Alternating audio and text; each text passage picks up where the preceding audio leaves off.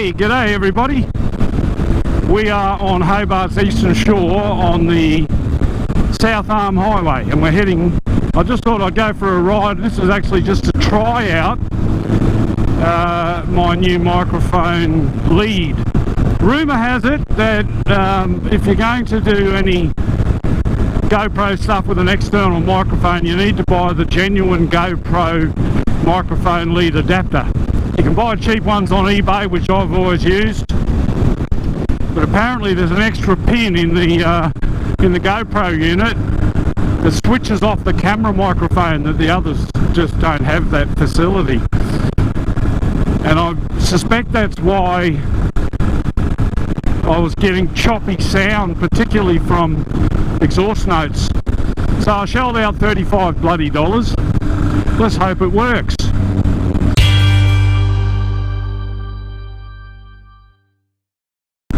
I didn't have any real purpose for this particular ride other than to test the microphone setup out, and I guess I won't know about that until I come home and review the footage. But we might as well have a bit of a chat as we go. We'll talk about lots of things that piss me off. I'm a bit of a grumpy old bastard. I think I've earned it. I'm 52 years old. I think I'm allowed to be grumpy. So what pisses me off? Things that don't do what they say they're going to do on the tin. Case in point is this GPS speedometer. Now, I love it. It looks great. It's oodles of function. But the one bloody thing that annoys the shit out of me is that it's got this hot wire that you run off the battery to the GPS unit that's meant to retain the last coordinates for the GPS satellites that you were using, or the GPS location you were using when you last shut off the ignition. It's supposed to, when you fire it back up, reacquire in under 2 seconds, but it doesn't. The bloody thing takes a couple of minutes sometimes to reacquire, and your speedometer doesn't work while it's acquiring, and of course while you're moving it's even more difficult for it to acquire. So you find yourself parked idling the bike waiting for the GPS to load the information. The bloke up here on his P plate, poor bugger, he'd be on P1. You're limited in Tasmania to 80 kilometres per hour on a P1 licence. It's so dangerous. If you are driving a car, it's okay, you can do 100, but you can't on a motorbike. Why is that? That increases the level of vulnerability, something fierce.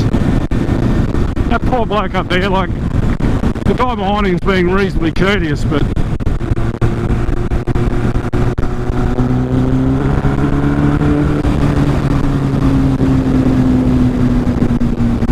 poor bloke is, I think it might be a girl actually, just out enjoying the sun. Good on her, God love her. That's what we want to see. We want to see people enjoying themselves on their bikes. Ah, cyclists. Oh, don't give you the shits.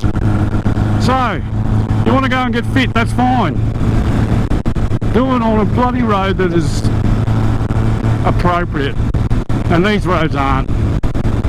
You know, blind corners, crests.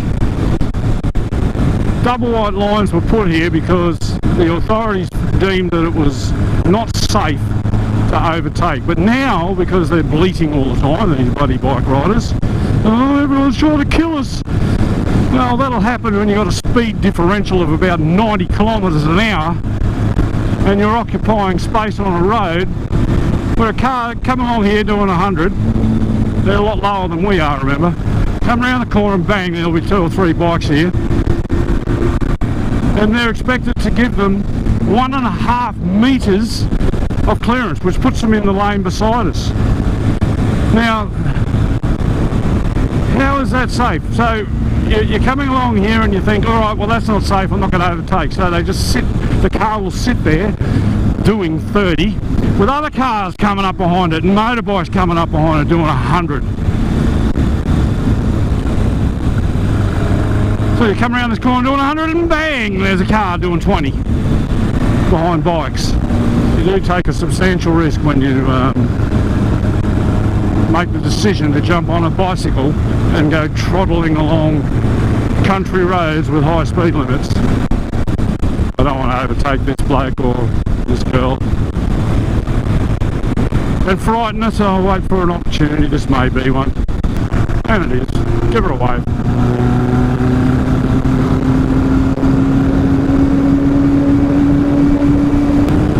Something just struck the bottom of my foot, which is always concerning. I hope it wasn't the front wheel retaining nut or a part of the brake system. The brakes are still functioning.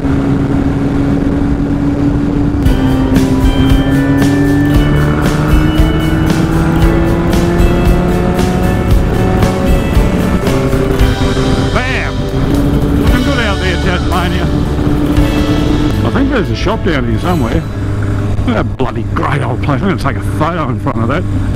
This will do nicely. So this is something else that pisses me off. The bloody M-lock.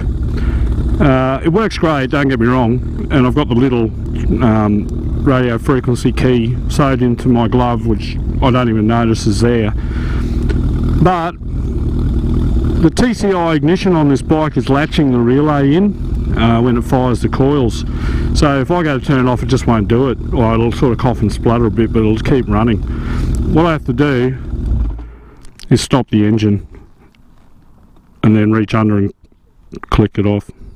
It's not a big deal, but it just annoys me. Now, let's hope that this thing proves me wrong this time, because we haven't been sitting here very long. Switched him on with the M-lock. Acquiring.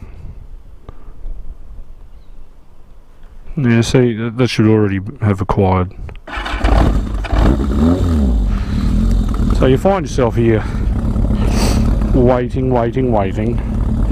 Because if I start to move, the speedo won't work. But I'm only running up the road here. I want to take a photograph of my bike in front of that nice rundown looking old place.